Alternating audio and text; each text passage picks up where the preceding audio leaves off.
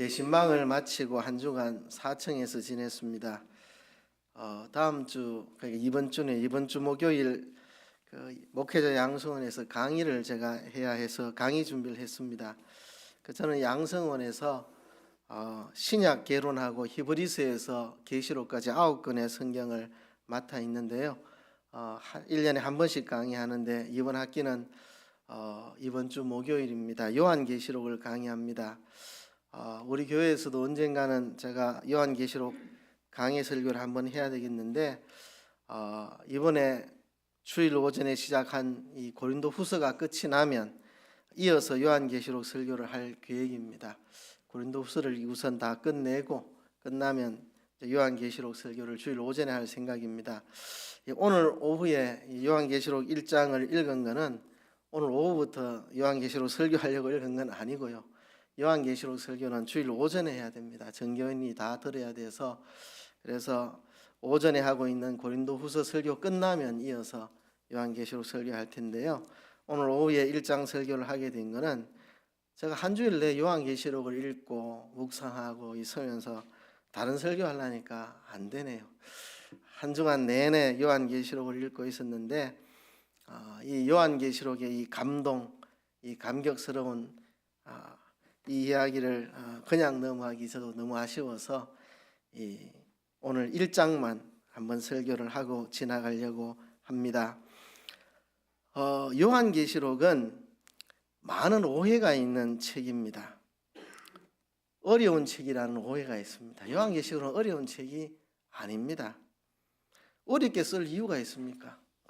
초대교회에 박해받는 기독교인들에게 용기를 주기 위해 쓴 책인데 그 사람들 용기 받으라고 쓴 책인데 모르게 써놓으면 아무 의미가 없잖아요. 어려운 책이 아닙니다. 물론 우리가 읽기에 어려운 점이 있습니다. 그거는 이것 때문에 그렇습니다. 요한계시록은 상징을 많이 사용을 하는데 이 상징이 요한계시록이 기록되던 당시 1세기 사람들에게는 어렵지 않은 상징이었을 것입니다. 그런데 전혀 다른 문화권, 다른 시대에 살고 있는 우리가 볼 때는 이게 어려운 겁니다. 여러분 이런 이야기 있잖아요. 우리끼리 통하는 이야기 하면 우리 공동체 외에 딴 공동체 사람 잘 못 알아듣는 그런 말들이 있어요. 그죠? 우리끼리만 하는 이야기. 그러니까 1세기 당시의 사람들이 읽을 때는 그리 어렵지 않았을 겁니다. 전혀 다른 시대에 우리가 읽으니까 어려울 뿐이죠. 그죠? 자, 이런 이야기를 한번 해볼까요? 이 영어 잘하는 사람들이 미국에 가도 강의 같은 거 들으면 일상적인 이야기 할 때는 잘 알아듣는데 그들이 농담을 하면 잘 못 알아듣는데 자기들만 아는 농담. 우리도 그런 게 있어요. 예를 들어 보면 눈에 눈이 들어갔는데 눈물이 흐르는지 모르겠다. 다 알아들으셨죠, 여러분? 한국어를 배운 외국인들이 들으면 뭔 소리인지 잘 이해가 안 갑니다. 그죠? 눈에 눈이 들어가서 눈물이 흐르는지 모르겠다.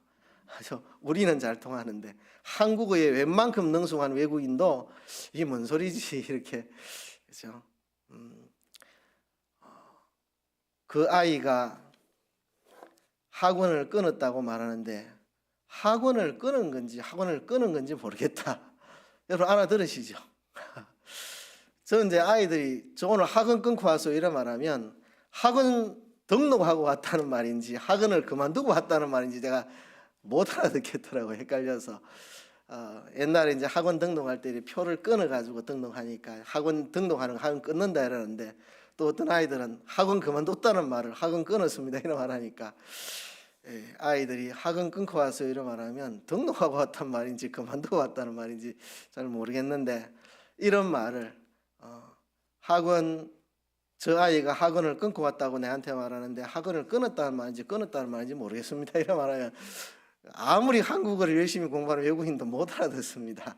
우리끼리만 아는 이야기죠. 그죠? 그러니까 1세기 당시 사람들에게는 그렇게 어렵지 않은 내용인데 지금 21세기의 우리한테는 이게 언어도 다르고 문화도 달라서 어려운 것뿐이지 그것만 극복하면 요한계시록이 어려운 책이 아닙니다.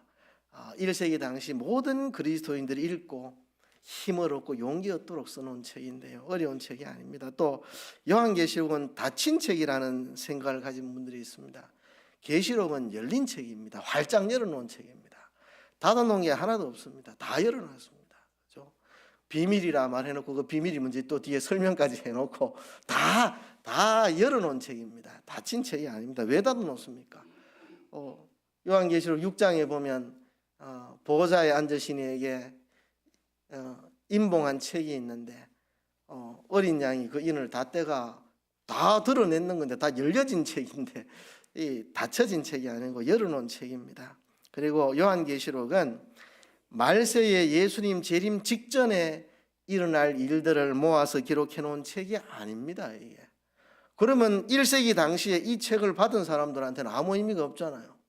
자기들하고는 아무 상관없고 2000년 후에 3000년 후에 예수님 재림 직전에 일어날 그 일을 기록한 책이라면 이 책을 실제로 받았던 1차 독자들, 우리 2차 독자들이고 1차 독자들에게는 아무 의미가 없는 거잖아요. 자기들하고 아무 상관없는 이야기인데 이거는 1세기 당시 사람들에 관련된 이야기를 하는 겁니다. 물론 그들과만 관련된 이야기가 아니고 그걸 통해서 우리에게도 교훈이 되는 이야기인데 일단 이 내용들은 다 지금부터 약 2000년 전에 1세기 당시 성도들이 다 관련된 그런 이야기들이지 이 예수님 재림 직전에 일어날 이야기들을 이렇게 하는 게 아닙니다. 물론 그 속에는 예수님 재림 직전에 나타날 이 이야기도 포함되어 있긴 하지만 전체적으로 다 1세기 당시 사람들과 관련된 이야기들이고 역시 우리에게도 관련이 되고 하는 이야기들이다 하는 것입니다. 그래서 이제 신천지 이만희 씨 같은 사람들은 신천지 가면 그래 가르치잖아요.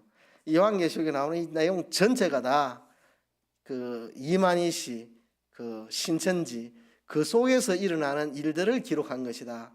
이만희 씨가 그 신천지 만든 거 해봐야 글쎄요 정확한 연도 모르지만 한 40년쯤 된 것 같은데 제가 대학생 때 이제 그 대학생 되기 전에 활동하기 시작을 봤는데 한 40년 됐는데 그죠? 그 40년 동안에 일어나는 일들을 기록한 거라고 신천지에서 말하는데 그러면은 요한계시록이 기록돼서 그 당시에 이 편지를 받아보는 사람들하고는 아무 관계도 없고 읽어도 모르는 이야기를 뭐 때문에 이걸 보내줍니까? 1세기 2000년 전에 1세기 당시 기독교인들이 봤을 때 다 알아볼 수 있는 이야기고 자기와 다 관련된 이야기를 지금 여기에 하고 있는 것입니다. 그게 우리와도 관련이 되고 우리에게도 도움이 되는 책이죠.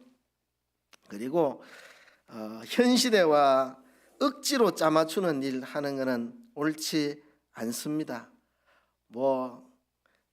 지금 우크라이나 전쟁이 일어나니까 이 우크라이나 전쟁이 아마겟돈 전쟁이다 이러고 막 이제 그렇게 짜맞추는 사람들 나타납니다. 항상 지진만 일어나면 그걸 또 짜맞추고 전쟁만 하나 터지면 짜맞추고 제가 대학 다닐 때 이 666은 바코드다 이래가지고 생 난리를 다 떨고 지금 바코드 안 쓰는 사람이 누가 있습니까? 그죠?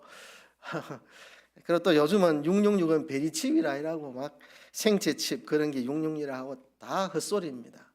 다 개소리입니다. 개소리. 그런 소리를 들으면 안 됩니다. 666이 바코드니 생체칩이니 이런 거는 다 소설 같은 꿈 같은 이야기입니다. 그런 헛소리 기울이면 안 됩니다. 그죠? 666이라는 숫자는 1세기 당시 지금부터 2000년 전에 초대교회 교인들이 봤을 때 666 그거네 알아들을 수 있는 이야기지 나온 지 얼마도 안 되는 바코드를 666이라고 말할 리가 있겠습니까? 이제 나오니 많이 가는 이 생체칩 베리칩 그걸 666이라고 할 리가 있습니까? 2000년 전에 1세기 당시 기독교인들이 666 딱 하면 이거는 뭐네 알아들을 수 있는 이야기를 한 거지 못 알아듣는 이야기를 한 게 아닙니다. 그리고 요한계시록을 볼 때는 너무 세부적인 것에 집착하지 마세요. 요한계시록은 환상을 기록한 겁니다. 환상. 그죠? 환상은 그림 같은 겁니다. 소리가 들리고 장면이 보이고 그 세부적인 거 하나 이래 몰라도 큰 문제 없습니다. 세부적인 거 다 몰라도 다 상징으로 많이 되어 있기 때문에 그 상징을 100% 이해 다 못해도 뭘 이야기하는지만 보면 다 알아들을 수 있습니다. 그러니까 너무 세부적인 것에 집착하지 말고 큰 그림을 봐야 됩니다. 큰 그림을. 그래야 요한계시록이 보입니다. 요한계시록은 처음부터 끝까지 크게 4차례의 환상을 보여주고 그 4차례의 환상에 대한 이야기인데요. 그 4차례의 환상에 세부적인 단어 하나 너무 신경 쓰지 말고 그게 우리에게 뭘 말하려고 하는지만 보면 이런 이야기네 하고 쉽게 알아들을 수 있습니다. 환타지 영화라 생각하면 됩니다. 환타지 영화에 상징들 하나 모르는 거 있어도 큰 문제 없습니다. 스토리를 다 이해하면 뭔 이야기인지 다 알아듣습니다. 그래서 이 어느 신학 교수가 요한계시록을 가르쳐 보니까 어린아이일수록 요한계시록을 잘 알아듣는다 이래 말해요.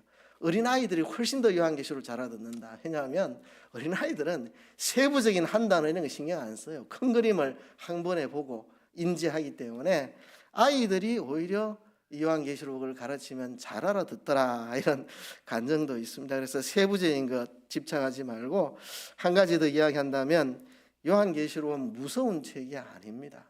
한 10여 년 전에 제 지인 한 사람이 저한테 연락이 왔습니다. 교회에서 요한계시록 강해가 시작이 됐는데 매주 예배마다 무서워 죽겠다. 요한계시록 설교를 듣는데 무서워 못 견디겠다. 이렇게 연락이 왔어요. 그래서 내가 신기하다 그랬습니다. 요한계시록은 무서운 책이 아니고 두려움에 빠진 사람들에게 용기를 주는 책이거든요. 요한계시록은 무서운 내용은 없습니다. 지금 초대교회 로마에 의해서 기독교 대박해가 일어나서 순교당하고 교회가 폐쇄당하고 어려움 겪는 사람들 이러다가 우리 다 죽는 거 아니가, 교회가 말살되는 거 아니가, 교회가 끝나는 게 아닌가 하는 두려움에 있는 자들에게 요한계시록을 쫙 보여주면서 두려워하지 말아라, 겁낼 거 하나도 없다, 이거 이야기하는 게 요한계시록입니다. 요한계시록은 겁내는 사람들이 겁 안 나게 해주는 책인데 멀쩡한 사람 겁나게 만드는 요한계시록 설교, 난 어떤 설교인지 이해가 안 간다. 어떻게 설교를 하면 요한계시록을 무섭게 설교할 수 있는지 모르겠다. 요한계시록은 두려움에 떨고 있는 자들에게 두려움을 없애주는 기쁨을 주고 확신을 주고 용기를 주는 책이 요한계시록입니다. 요한계시록을 도대체 어떻게 설교해야 두려움을 주는지 저는 모르겠습니다. 요한계시록은 처음부터 끝까지 다 용기를 주는 책이니까, 확신을 주고, 그죠? 그런 책이니까 요한계시록은 굉장히 신나는 책입니다. 확신을 주니까, 그죠? 그래서 우리가 이 요한계시록을 이런 기본적인 좀 이해를 가지고 접근을 해야 될 텐데요. 제가 오늘 요한계시록이 두려운 책인지 용기를 주고 신나는 책인지 한번 1장을 통해서 여러분들하고 살펴보려고 합니다. 요한계시록은 이 서론이 굉장히 많습니다. 서론이 1장 1절부터 3절까지는 요한계시록의 서론입니다. 1절에 보면 예수 그리스도의 계시라, 이는 하나님이 그에게 주사 반드시 속히 될 일을 그 종들에게 보이시려고 그 천사를 그 종 요한에게 보내어 지시하신 것이라. 자, 예수 그리스도의 계시입니다. 예수 그리스도에 관한 계시이기도 하고 예수 그리스도께서 주시는 계시이기도 한데요, 이 하나님이 예수 그리스도에게 주셨고 예수 그리스도가 천사를 통해서 요한에게 주어서 요한을 통해 그 하나님의 종들에게 전한 겁니다. 하나님이 예수님에게 주셨고 예수님이 천사를 통해 요한에게 주어서 요한을 통해 그 종들에게 보여준 게 요한계시록입니다. 이제 2장부터 쭉 읽어보면 천사들이 계속 나타납니다. 예수님이 이제 인을 떼실 때마다 천사들이 나타나가지고 다 알려줍니다. 천사들이. 그래서 하나님이 예수님에게 주셨고 예수님이 천사를 통해 요한에게 전달해서 요한이 우리들에게, 하나님의 종들인 우리들에게 전해준 계시인데, 2절에 보면 요한은 하나님의 말씀과 예수 그리스도의 증거 곧 자기의 본 것을 다 증거하였느니라. 이 전부 환상입니다. 환상이기 때문에 환상 본 것을 다 그대로 그 종들에게 다 전달을 했습니다. 하나님이 예수님을 통해 천사들을 통해 요한에게 준 것을 요한이 이제 본 것을 다 증거했다는 말이죠. 이 예언의 말씀을 읽는 자와 듣는 자들과 그 가운데 기록한 것을 지키는 자들이 복이 있나니 때가 가까움이라.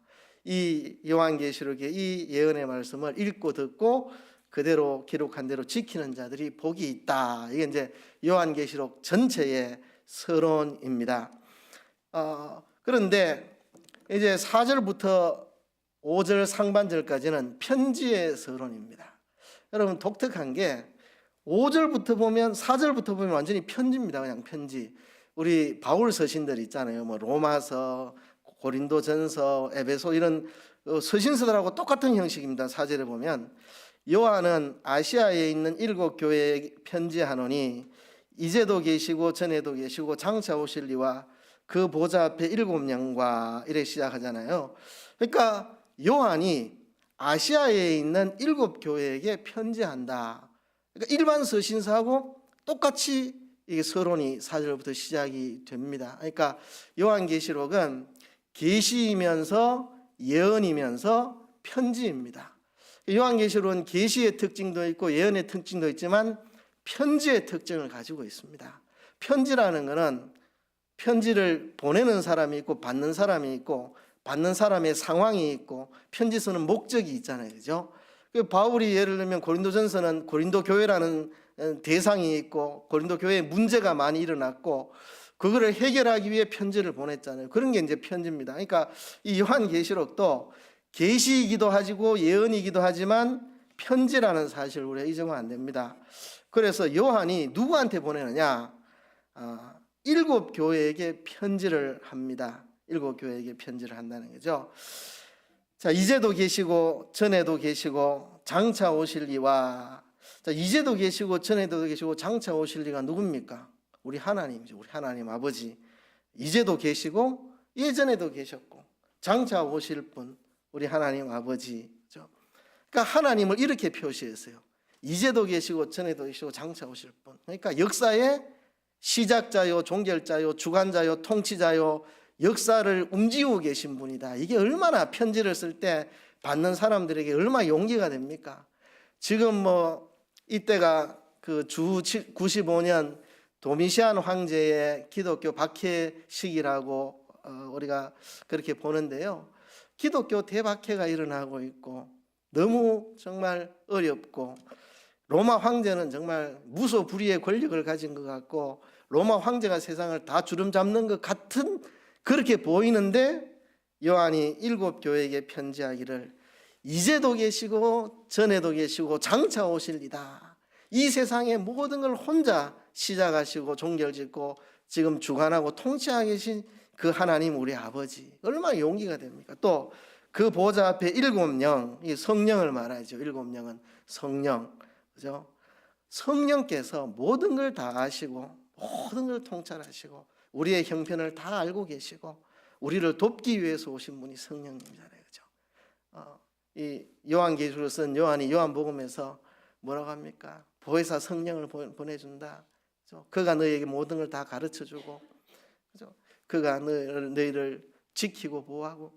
그러니까 이 보좌 앞에 7명 성령님이 우리를 돕기 위해서 계시고 또 5절에 보면 또 충성된 정인으로 죽은 자 가운데서 먼저 나시고 땅의 임금들의 머리가 되신 예수 그리스도로 말미암아 은혜와 평강이 너희에게 있기를 원하노라. 얼마나 용기가 됩니까?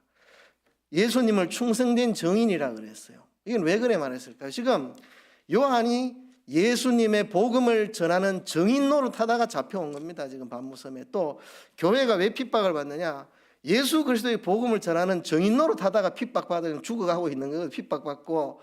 그런데 예수님이 충성된 정인으로서 죽으셨다가 우리 먼저 살아나셨다. 이게 얼마나 용기가 되는지.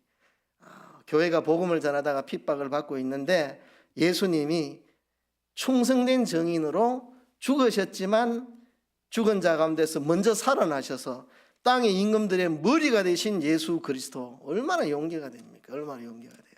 그렇죠? 땅의 임금들의 머리가 되신 이 땅에 있는 임금들, 그죠? 요즘으로 말하면 뭐 윤 대통령, 뭐 미국의 바이든 대통령, 뭐 러시아 푸틴, 이 땅의 임금들의 머리가 되신 이 당시로 말하면은 도미시안 황제 이들의 머리가 되신.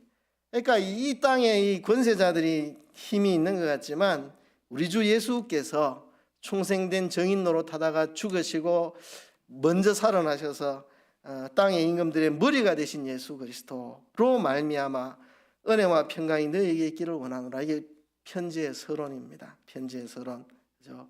이제도 계시고 전에도 계시고 장차 오실 그 성부 하나님, 그리고 우리 교회를 돕기 위해 오신 7명 성령 하나님, 그리고 총선행 정인으로 죽었다가 먼저 나셔서 땅의 임금들의 머리가 되신 예수 그리스도로 말미암아서 은혜와 평강이 너희에게 있기를 원하노라. 얼마나 위로가 됩니까? 일곱 교회가 이런 편지를 받을 때 얼마나 위로가 되겠습니까? 그 다음에 나오는 내용이 본론의 서론입니다. 본론. 이제 편지의 서론은 끝났고 이제 본론이 나오는데, 본론의 서론이 또 나옵니다. 5절 하반부부터 8절까지인데요. 우리를 사랑하사 그의 피로 우리 죄에서 우리를 해방하시고 그 아버지 하나님을 위하여 우리를 나라와 제사장으로 삼으신 그에게 영광과 능력이 세세토록 있기를 원하노라. 아멘. 여러분, 이게 뭔 이야기입니까?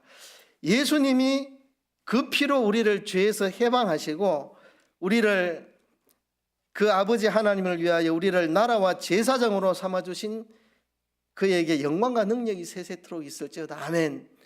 그러니까 예수님의 피로 우리를 구속하시고 하나님의 나라와 제사장으로 우리를 삼아주셨다. 이게 지금 본론에서 요한계시록 뒷부분에 지금 계속 하려는 이야기입니다. 구원받은 자들 이야기죠. 구원받은 자들. 그 피로 죄의 씻음 받고 나라와 제사장으로 삼아주신 우리들, 이 구원받은 우리들 얼마나 그런데 7절에 보면 멸망당하는 자들, 볼지어다 구름을 타고 오시리라. 각인의 눈이 그를 보겠고 그를 찌른 자들도 볼 터이요 땅에 있는 모든 족속이 그를 인하여 애곡하리니 그러라 하리라. 아멘. 이 멸망할 자들. 예수님이 구름을 타고 재림하실 때, 예수님 구름 타고 재림하실 때 대적자들, 교회를 핍박하고 복음을 반대하고 성도를 핍박했던 그 대적자들, 그들의 각인의 눈이 그를 보겠고 찌른 자도 볼 것이고 땅의 모든 족속이 그를 인하여 애곡하리라. 아멘. 그러니까 지금 두 가지 이야기가 나오죠. 예수님 피로 구속받아서 하나님을 위하여 나라와 제사장으로 된 우리 성도들 이야기, 그리고 그리스도 재림하시는 날 교회를 대적한 대적자들, 심판받을 자들에 대한 이야기. 이 본론의 서론인 이유가 본론이 전부 이야기하고 있습니다. 요한계시록 이제 뒤에 나오는 내용은 전부 이야기합니다. 예수님 피로 구속받은 이 교회, 승리하는 교회, 이 땅에서 핍박을 당하지만 결국 승리할 교회, 그리고 교회를 핍박하지만 결국 무너지고 멸망의 길로 갈 자들, 이 두 가지 이야기하고 있습니다. 두 가지. 그래서 이걸 본론의 서론이라고 이름을 붙인 겁니다. 이 이야기하고 있는 요한계시록은 우린 예수님 피로 구속받아 우린 나라와 제사장이 되고 우리는 승리한다. 그런데 그를 대적하는 자들은 다 멸망의 길로 갈 것이다. 그 이야기하는 겁니다. 요한계시록 나머지는 다 그 이야기입니다. 이게 본론의 서론입니다. 환상의 서론이 있습니다. 이제 본론이 전부 환상으로 주어졌는데 이 환상의 서론이 9절입니다. 9절. 나 요한은 너희 형제요 예수의 환난과 나라와 참음에 동참하는 자라. 하나님의 말씀과 예수의 증거를 인하여 반모라 하는 섬에 있더니, 이게 이제 환상의 서론입니다. 요한이 나 요한은 너희 형제요, 너와 내나 똑같다. 너희도 예수의 환난과 나라와 참음에 동참하다가 고난받고 있고 나도 예수의 환난과 나라와 참음에 동참하다가 하나님의 말씀과 예수의 증거를 인해서 지금 반모섬에 유배되어 와 있다. 교회의 상황이나 내 상황이나 똑같다. 내 형제들 너희들이나 내나 똑같이 이 복음 때문에 예수의 환난과 나라와 참음에 동참하느라고 하나님의 말씀과 예수의 증거를 인해서 지금 교회들이 핍박받고 있고 사도 요한이 반모에 잡혀와 있는데, 지금 이게 이제 환상들의 이 배경이 되는 겁니다. 환상들. 이 고난당하는 교회들 이들을 핍박하는 자들이 어떻게 망하고 어떻게 핍박당하는 자들이 승리하는지 이제 그 이야기를 환상으로 다 보여주는 겁니다. 환상은 전부 그 환상들입니다. 그래서 이제 10절부터 20절까지 그리스도 환상입니다. 사실은 10절부터 20절까지가 아니라 2장 3장까지가 다 그리스도의 환상인데 오늘 1장까지만 하니까 10절부터 20절까지가 그리스도 환상입니다. 그리스도를 보는 겁니다. 10절에 보면 주의 날에 내가 성령에 감동하여 내 뒤에 나는 나팔 소리 같은 큰 음성을 들으니 가로되 너 보는 것을 책에 써서 에베소, 스무나, 버가모, 두아디라, 사데, 빌라델비아, 라디게아 7교회에 보내라 하시기로. 자, 주님의 날, 주일입니다. 오늘 같은 주일날 성령의 감동을 받아서 뒤에서 나팔 소리 같은 큰 음성이 들렸는데, 네가 지금 보는 거를 책에 써가지고 아시아 7교회에 보내라는 이야기입니다. 근데 왜 7교회냐? 아시아에는 이보다 교회가 더 많습니다. 우리가 아는 것만 해도 그죠? 드로아 교회, 뭐 골로새 교회, 히에라볼리 교회, 다 성경에 나오는 아시아 교회들이 여러 개 더 있습니다. 근데 왜 7개만 여기를 이야기하느냐? 7이라는 숫자가 하나님의 완전수로 완전하고 거룩한 하나님의 교회, 그리고 모든 이 땅에 있는 모든 하나님의 교회를 다 총칭해서 7교회라 이렇게 표현하기 위해서 7교회를 선택해서 한 겁니다. 그래서 이 음성을 듣고 12절에 보면 몸을 돌이켜 나더러 말한 음성을 알아보려고 하여 돌이킬 때에 7 금초대를 보았는데, 그러니까 성령의 자기가 감동해서 뒤에서 나는 소리를 들었는데 7교회에 이거를 써서 보내라고 해가지고 뭔 소린가 하고 뒤돌아봤다가 처음 본 게 뭐냐 하면 7 금초대입니다. 7 금초대. 7 금초대는 7교회라고 뒤에 해석을 다 해놨습니다. 7교회. 7교회인데 왜 금초대냐? 하나님의 교회는 이렇게 고귀하고 소중한 존재다. 금초대다. 그러니까 지금 교회가 도미시안 황제 치하에서 핍박당하고 있지만 교회는 이렇게 소중한 금초대다. 거룩하고 완전한 그의 하나님의 교회, 모든 교회를 7 금초대라고 표현했는데요. 그 다음에 본 게 뭐냐 하면 이게 중요합니다. 촛대 사이에 인자 같은 이가 발에 끌리는 옷을 입고 가슴에 금띠를 띠고 촛대 사이에 인자 같은 이가 서 계신다는 거죠. 인자 같은 이 하면 예수님을 가리킨다고 다 알잖아요. 인자 같은 이 하면, 그죠? 우리와 똑같은 사람이 되셨지만 그에겐 신성이 있기 때문에 인자 같은 이가 촛대 사이에 서 계신다. 교회들 사이에 서 계신다. 이야기하는 겁니다. 요한계시록이.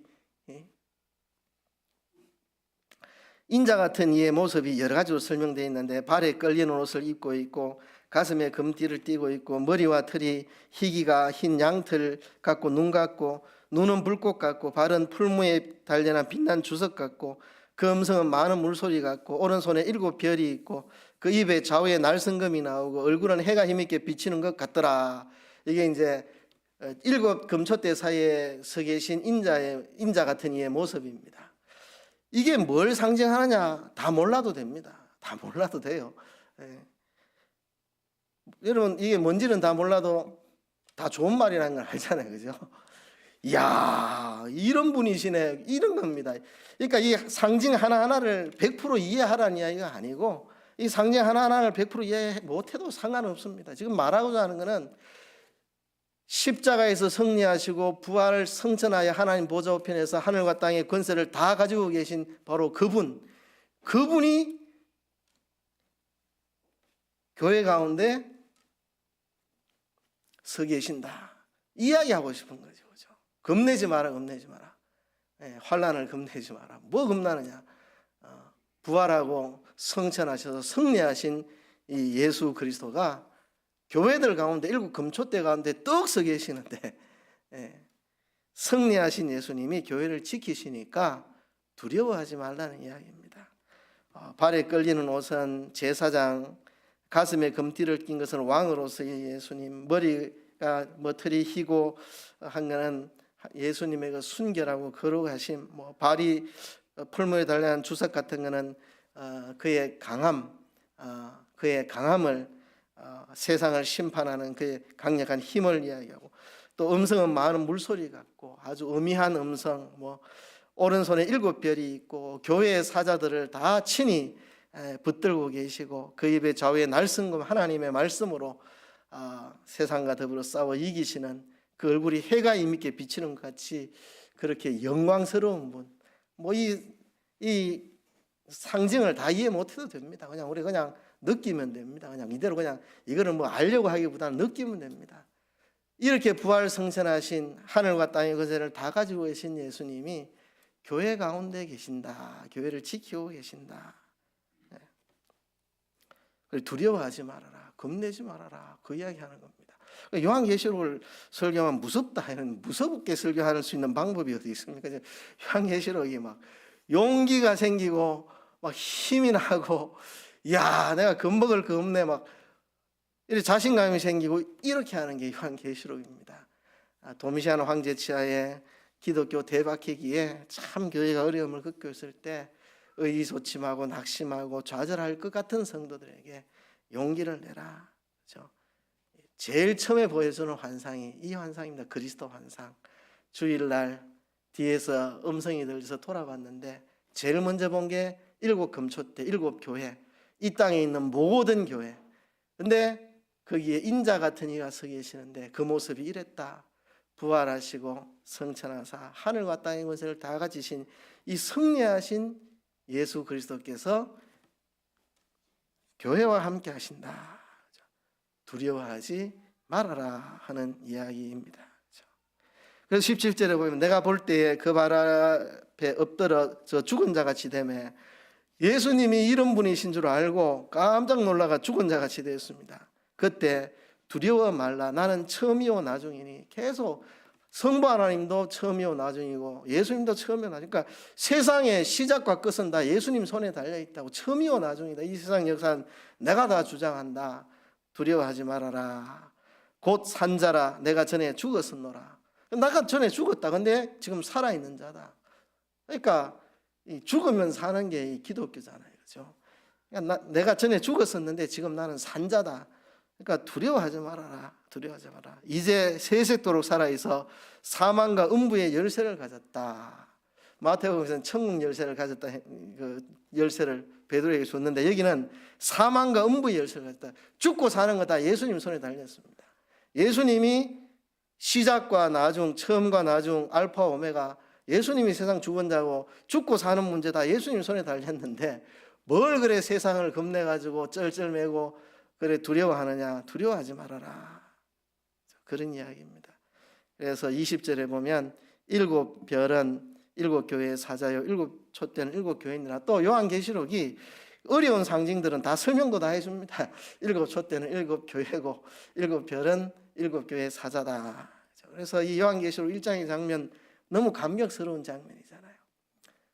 지금 교회가 막 문을 닫고 폐쇄당하고 예배 금지당하고 막 순교자가 나고 이러는데 교회의 지도자인 요한도 밤모섬에 유배 가가지고 있는 이런 상황인데 이제 교회가 끝나나 참 탄식이 나오는데 주일날 성령의 감동으로 뒤돌아봤더니 7 금초대로 상징되는 하나님의 교회들, 이 땅의 모든 교회들, 그 가운데 승리하신 그리스도가 서 계시는, 요한복음에서 약속하신 대로 내가 너희를 고아와 같이 버려두지 않는다. 내가 세상 끝날까지 너희와 함께한다. 마태복음에 약속하신 대로 이 승리하신 그리스도 예수께서 교회와 함께하신다. 무서워하지 말아라. 그 이야기입니다. 여러분, 이제 고린도후서 설교 끝나면 이제 요한계시록 그때부터 시작할 텐데요. 여러분, 이 요한계시록은 우리에게 정말 용기를 주는 책입니다. 많이 읽으시고 요한계시록을 많이 읽으세요. 제가 요한계시록 설교하기 전에 여러분들 많이 읽어보시면 설교가 잘 들립니다. 그러니까 그동안 요한계시록을 많이 읽어보시고 이 요한계시록을 통해서 여러분들이 확신을 가지고 세상에 굴하지 말고 인내하고 세상과 싸워 이기는 여러분 되시기를 주의 이름으로 축복합니다. 말씀을 생각하시면서 통성으로 기도하겠습니다.